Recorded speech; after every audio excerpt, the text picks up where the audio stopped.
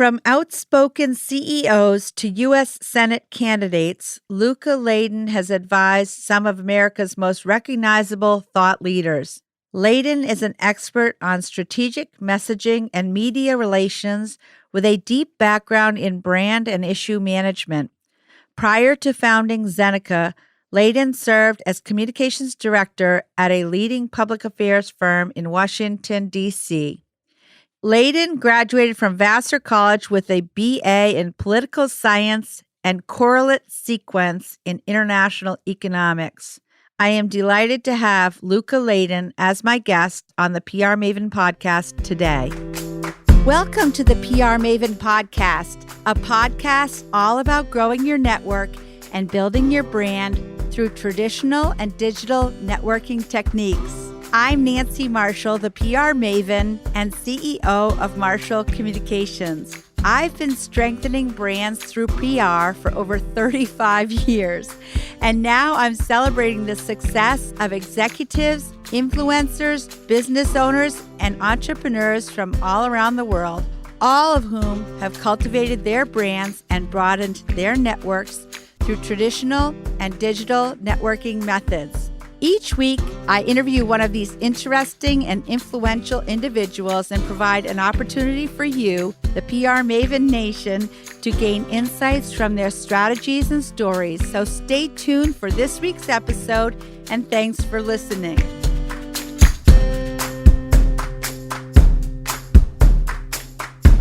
So, Luka, to kick things off, tell us about your career and how you got into it in the first place.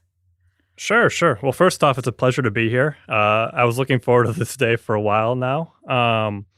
And so with the career, I serve as the president and CEO of Zeneca Public Relations. I'm a sole proprietor based in Portland, Maine, but I work with a lot of part-time employees, freelancers, subcontractors, etc. How I got my start was interesting. So growing up, I was always involved in politics in some way. I always watched political speeches, whether it was President Obama's in 2004, going through some of President Reagan's old speeches. And I was always fascinated by the writing element. So, and I wanted to be a speechwriter in the White House, actually. That was my goal as a kid, to be in the White House and be a speechwriter. Then you could have been on the TV show, too, The West Wing. I know, or Dancing with the Stars now, too. Oh, wow! Sean Spicer's there now.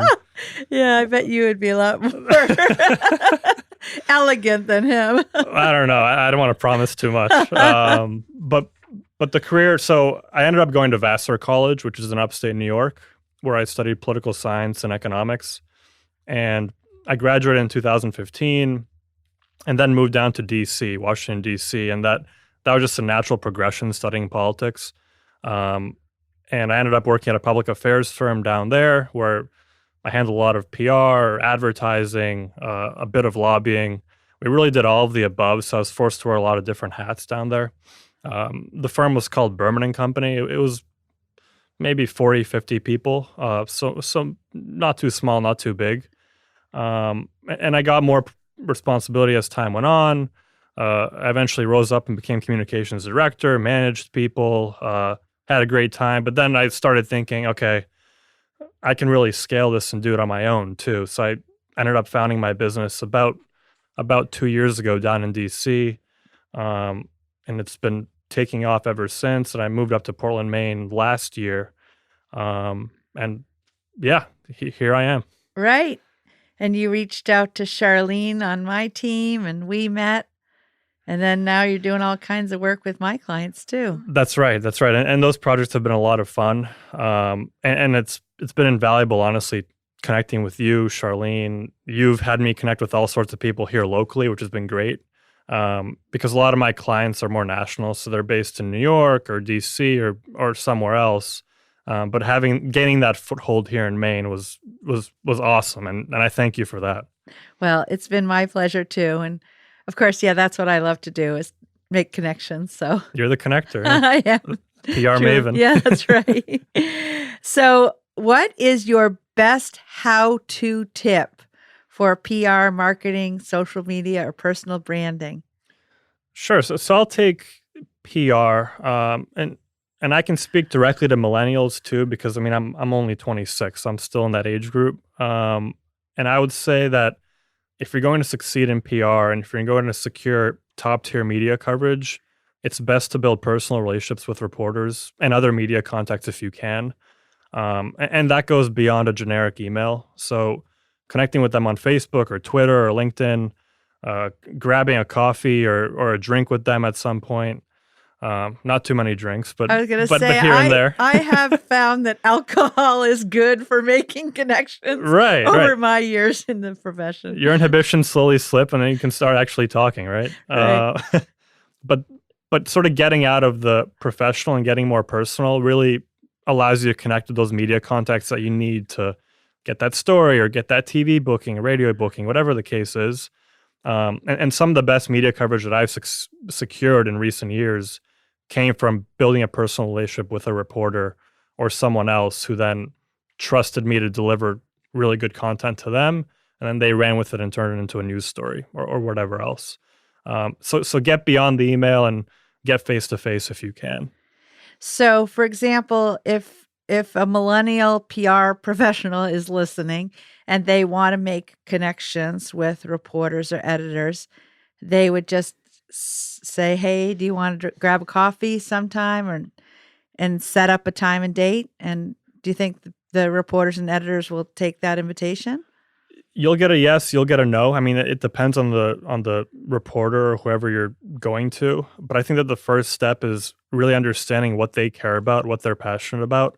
And that means going through and looking at what they're actually covering. You can't really pitch media contacts unless you know what that media contact is covering at the moment and what they're interested in. So whether that's sending a periodic email to that reporter being like, "Hey, I read your recent story on whatever issue.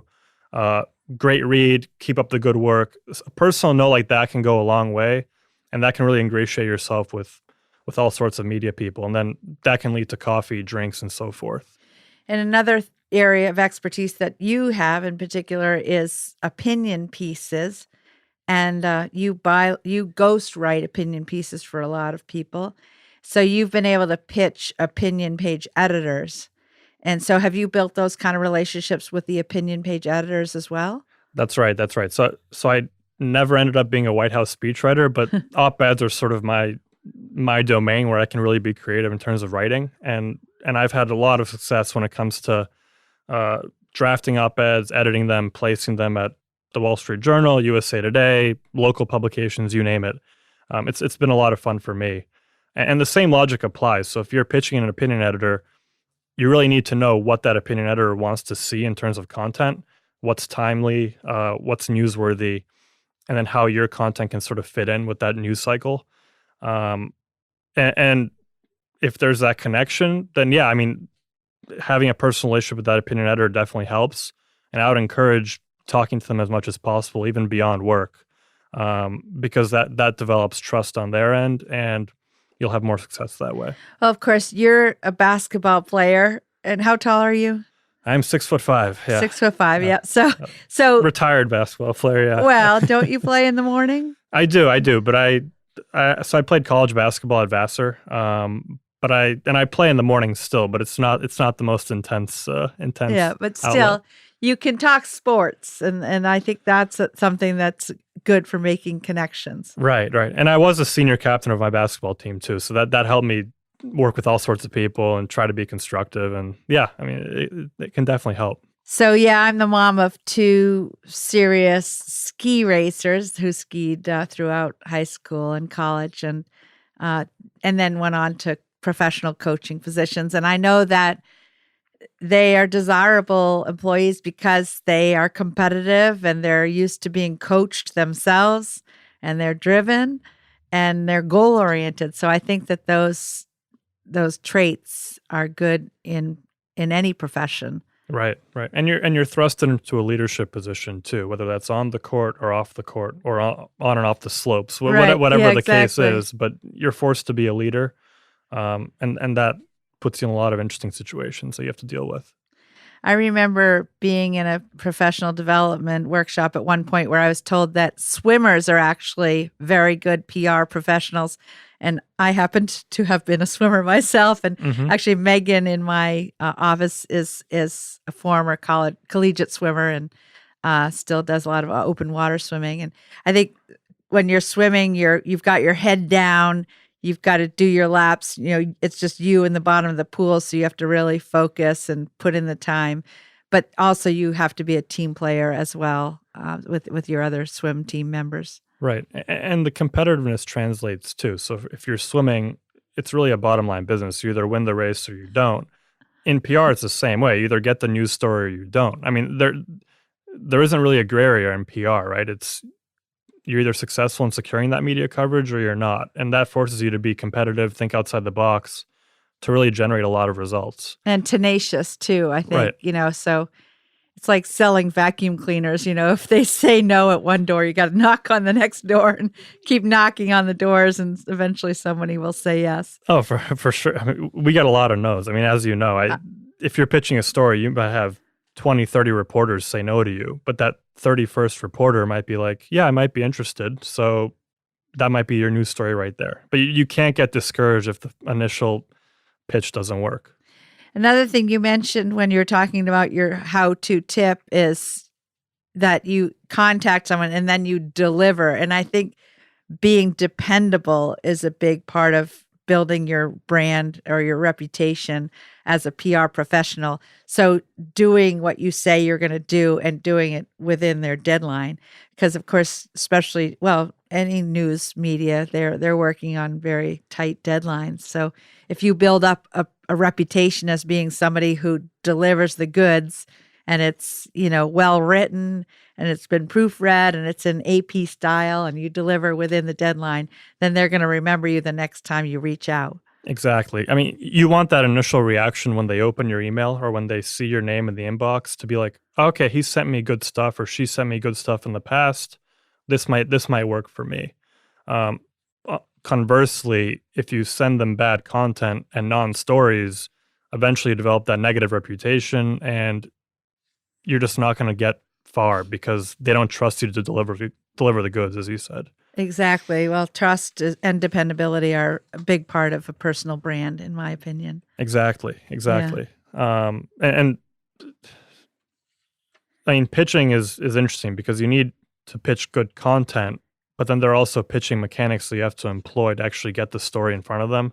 But it starts with that content. If you're pitching them stuff that just isn't interesting, they're not going to go for it. So and that's a key component of building that trust and integrity and all that you're talking about. Right. Now, what is it about thinking beyond the press release and putting yourself in the reporter's shoes? That's something that you had mentioned that you wanted to talk about. How do you do that? Yeah, so I found this especially in DC, managing people, millennials especially. What a lot of them would do in certain situations would be to build a media list of 200 or 300 names, not really do much media research on who they're pitching, come up with a generic press release, and then just blast that list with that press release, and then think that's it. Like that's all they have to do. Maybe they follow up once in 2 or 3 days, but that kind of approach really doesn't get you that far. I'm not saying that press releases aren't important; they are, but I see them as really the first step. You send that press release, now you have to check a lot of different boxes. So sending individualized, personalized emails to reporters, that helps. Scheduling one-on-ones with reporters in person, that helps. Contacting them on Twitter, Facebook, LinkedIn. I mean, there's so many outlets for you to go to now to contact these people that just sending that one press release to a broad list doesn't do it justice, right? No, anybody can do that. Right. I mean, you're not a PR professional if that's what you do in my mind. Exactly. Right? And the fun in PR comes from that creativity. Like, how do you actually pitch the person beyond that press release? Like, what ways can you think of to actually reach that person and get that message across, right? Right. And that might be a Twitter DM, it might be a LinkedIn message, a face-to-face. But you really have to get beyond the press release and think, okay, I covered that first base.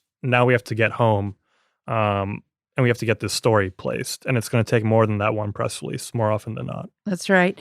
Well, in my mind, if you build that reputation of being trustworthy and telling the truth and having integrity and being dependable, the reporters are going to remember and they're going to call you again. I mean, one thing I've always coached my team and when I've given speaking engagements is to say that reporters actually have very detailed minds and long memories. hmm And if you actually lie to them, they're going to remember forever. Like you might as well just hang it up. So you got to tell the truth and you've got to respond within their deadline and get back to them. So one thing I have found too, and it just happened yesterday actually, is if you pitch on behalf of one client and the reporter likes the fact that you're responding quickly and you're giving full information and you're telling the truth, they'll ask if you have any recommendations in another story or for another story you're working on. So Right. I love it when that happens. Right.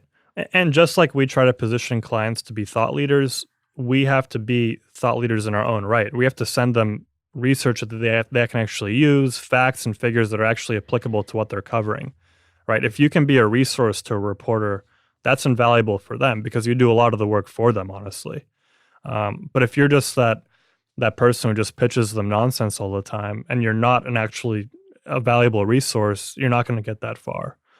Also, keep in mind that media contacts get pitched countless times in a day. I mean, I was talking to the Wall Street Journal opinion editor recently, and he says that he gets hundreds, if not thousands, of submissions a day for the opinion page. So how do you cut through that noise? And a lot of that is developing that trust, right? So when he sees your name in his inbox, he knows that you're actually going to deliver good content and not just some nonsense that he's not going to use.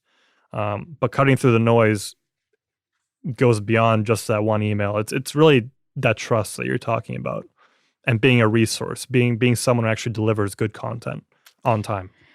Well, Bill Green is retiring from News Center, Maine, after having been the outdoor reporter there for a long time, maybe 30 plus years. And I remember one time I was working with Hinckley Yachts in Bar Harbor, Maine, and I sent him this beautiful press kit that we had assembled. We had spent a lot of money because these yachts were very high-end yachts, and we created these press kits and had them printed professionally, and they probably cost $35 or $40 each. And this was in the 80s, so in the last century. And I mailed him a press kit, and he actually called me back, and he got my voicemail, and he said, "Nancy, this is the sound of your very fancy, expensive press kit hitting the bottom of my trash can." He said, "The next time you have something to tell me about, pick up the telephone and call me." He said, "Don't send me this really elaborate press kit because I don't have time to look at it." Right. And I still joke with him. And then there was another time he received a press release from a ski resort from a young woman who thought it was really clever to put confetti in the envelope so that when he opened the envelope, the confetti went all over his desk. And he was just so upset about that. And we laughed about it for a long time. And I said, "Well, yeah, okay. I'm not going to send you any confetti in the press release envelope, and I'm not going to send you fancy press kits. Right. Just going to call you on the telephone." It's a learning process, though, right? I mean, you can be doing PR for decades and still figure out new things and new ways to pitch people, right? And I've been pitching Fox News and Fox Business, for example, for years, and I've gotten clients on both cable news networks. But just this morning, I got a nasty email from a Fox Business producer because I was nagging him a little bit too much and sending him emails that were a bit too lengthy, right? So he pushed back on me and said, just lay off for a day or two. It's not the best story, but I mean, again, it's a learning process, right? Even if you pitch somebody for a long time, you might rub him the wrong way or rub her the wrong way, and Right. you have to change the approach But based on that. I bet if you do lay off of that guy for a little while and then come back with a good story, he's going to feel a little bad, maybe that he was that rude to you, or Right. if you show that you learned the lesson and then you come back to him, I bet that he'll respond. Right. And that's another tip for millennials who are just starting out in PR too, is always be professional in your interactions. So even if you get a negative, maybe even nasty email back from a reporter or a producer, be the bigger person and try to stay even keeled. I know my first month on the job actually in DC, I got a nasty email from a Washington Post reporter who I had apparently been pitching too much. And she basically said, unsubscribe me, but in a not so nice way. Yeah.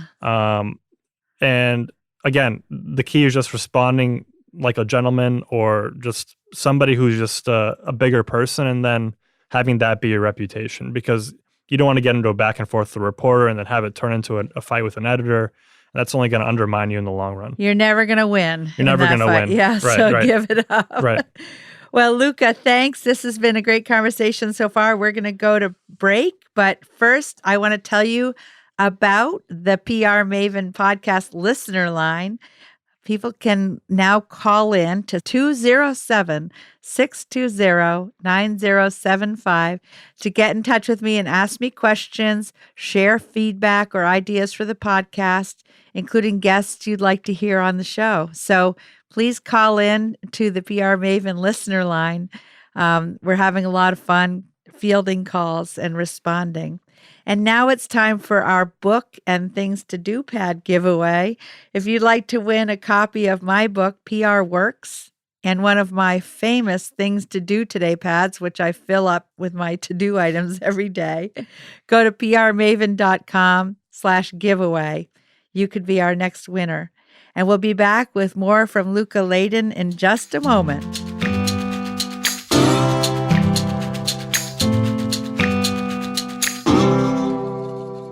This podcast is all about growing your network in order to strengthen your brand. In my 30-plus year marketing and PR career, I have seen many organizations waste their precious time and money on marketing because they're trying to obtain success without any strategy to achieve their goals. So many organizations and companies suffer from what I call the shiny object syndrome, trying every new fad that comes down the pike. That's why I created the Marshall Plan 15 years ago. We have done over 100 of these plans for clients, helping them to get out of their day-to-day routine to identify their goals, solidify their brand story, focus in on their ideal customer avatar, analyze their strengths, weaknesses, opportunities, and threats, and create a realistic budget and measurement dashboard. We create the Marshall Plan collaboratively with our clients over the course of 3 months. We have a 65-step process to create a highly customized, actionable plan. And it's not like we come in and say, we are the consultants from away and we know everything.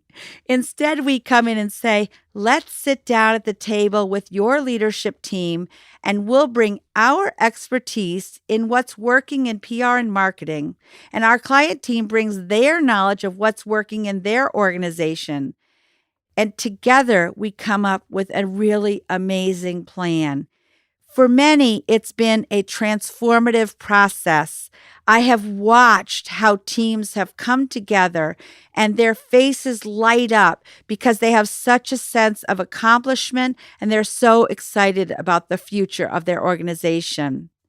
We help our client figure out the best way to implement the plan, sometimes using people within their organization and sometimes with our help. We would love to chat with you about how you can expand your network and achieve your marketing goals with a Marshall Plan. Go to marshallpr.com/MarshallPlan to learn more about the process, or better yet, send me an email at nancy@prmaven.com and we'll set up a time to talk and get started. And now back to our conversation.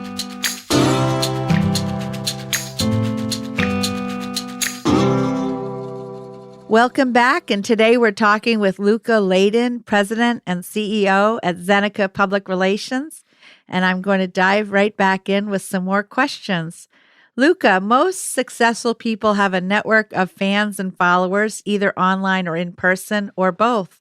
How have you built your network of fans and followers? And has it been a conscious goal or has it happened on its own? A little bit of both. So, on the one hand, it's happened organically. So, for example, when I publish an op ed under my own name or an article or a blog post, I've had people engage with that content and reach out to me. So, in that sense, your follower network can grow just sort of on its own because people are engaging with the content that you're putting out. But at the same time, I am active, for example, on LinkedIn. So, I'll make a concerted effort to connect with all sorts of people who I don't even know that well, but who could feasibly be interested in connecting or learning more about me or about my firm, and vice versa, me learning more about them and whatever they're into. So I found LinkedIn to be a really good resource for that.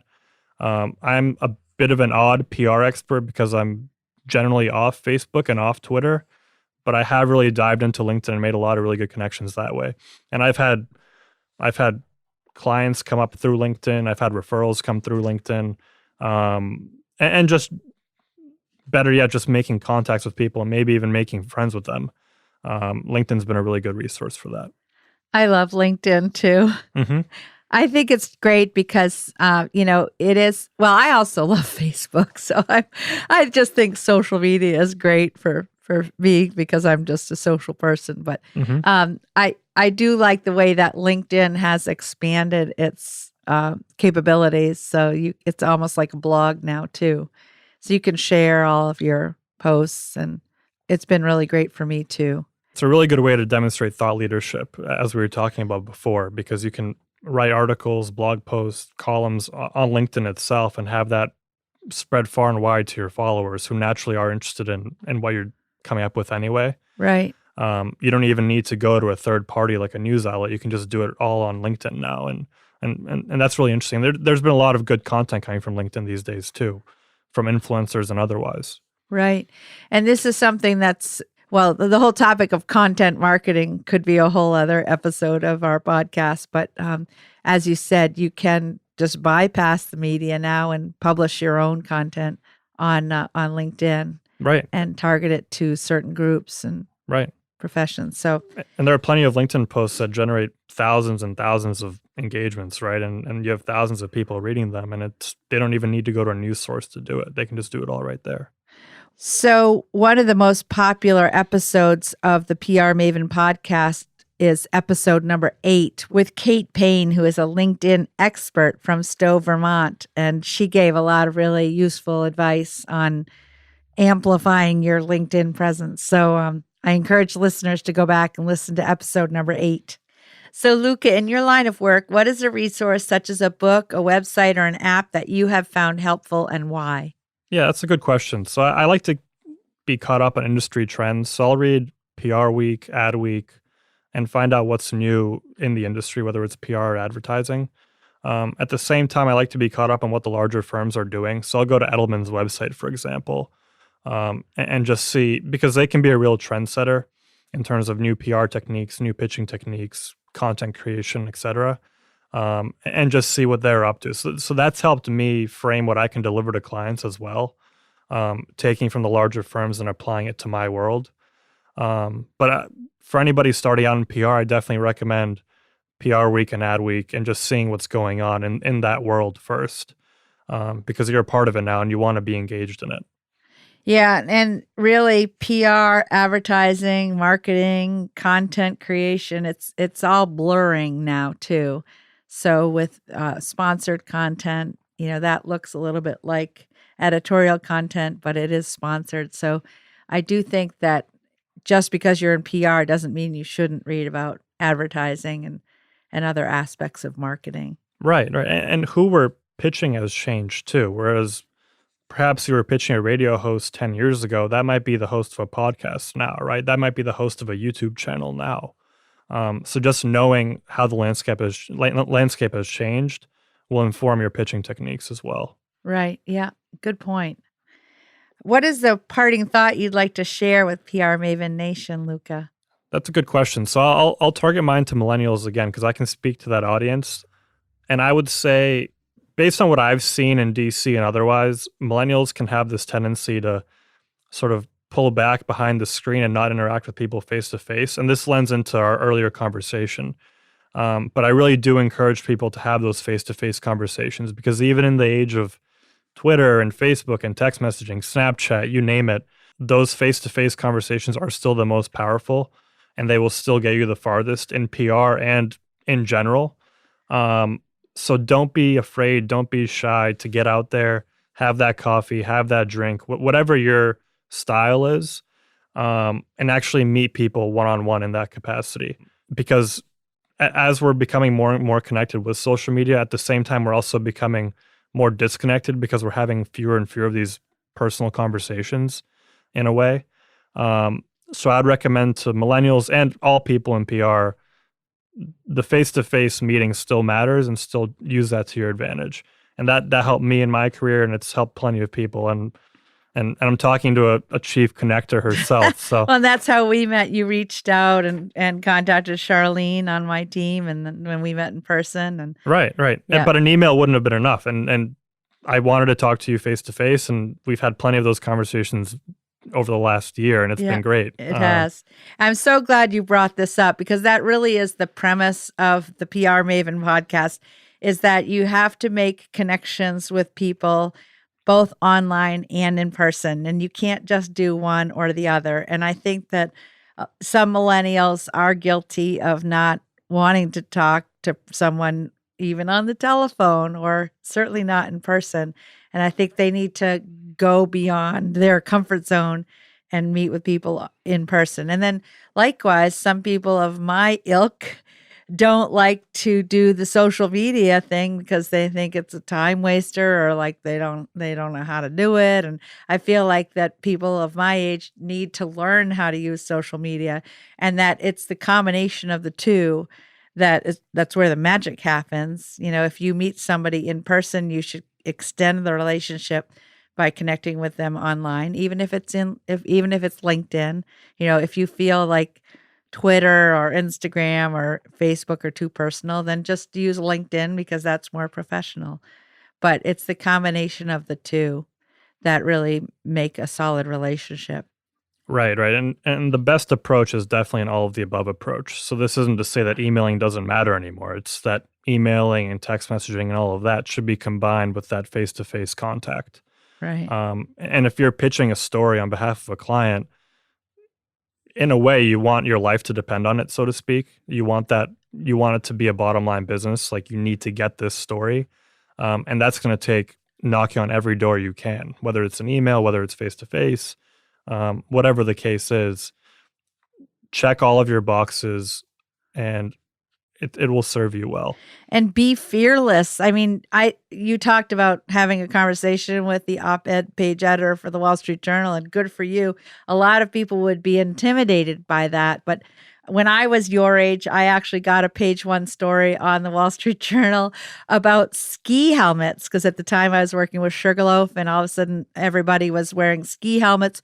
Although some skiers who were too vain didn't want to mess up their hair or whatever, they didn't want to put one of those ugly helmets on. And so the story that I was able to pitch to the Wall Street Journal was about making ski helmets stylish and acceptable to skiers. And so that was like a major breakthrough in my career. And it made me realize, wow, yeah, just because I was doing the PR for a little ski resort in Maine didn't mean that I couldn't be talking to the big dogs down in Manhattan at the Wall Street Journal. And so, yeah, I've learned that journalists like to hear from all parts of the country and all industries. And a good story is a good story, no matter where it's coming from. Right. Journalists need, just like we need journalists to write our stories, journalists need PR people to be those experts, right? To be those resources for them, because they're not going to be experts on every single topic. Right.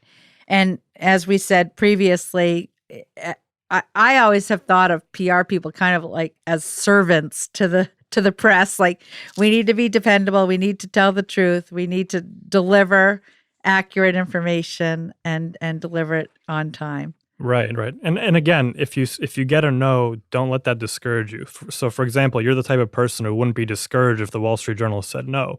You would knock on the New York Times door. You would knock on USA Today's door. Whatever the case is, just know that there are plenty of other news outlets that are out there, even if that first one says no to you. So just keep keep moving forward. Keep knocking. Keep chugging along. Keep knocking on doors. Yeah. Yeah. Persistence and tenacity, I think, are the most important traits in a successful publicist. Exactly. Right. Yeah. Right. And competitiveness too. That's right. Yep. So what's the best way for our listeners to get in touch with you? I have a feeling you're going to say LinkedIn. Yeah, so you can find me at LinkedIn. It's Luka Ladan, Zeneca Public Relations. You can also visit my website at zenecapr.com. That's Zeneca with a C. And then you can also send me an email too. It's luka.ladan@zenecapr.com. And I'm generally available that way. But yeah, again, LinkedIn is a great way to find me and to connect and all of that. So, and I can vouch for the fact that you're extremely responsive.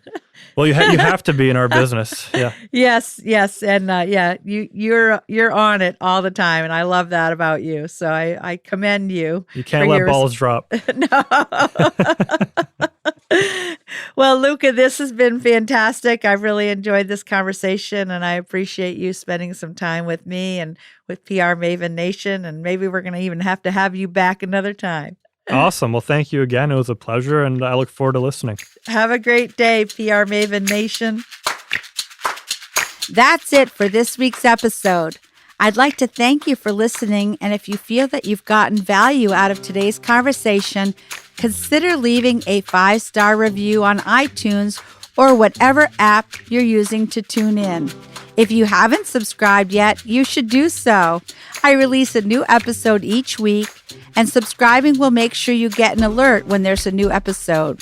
You can also join the PR Maven Nation by going to prmaven.com/nation and clicking join.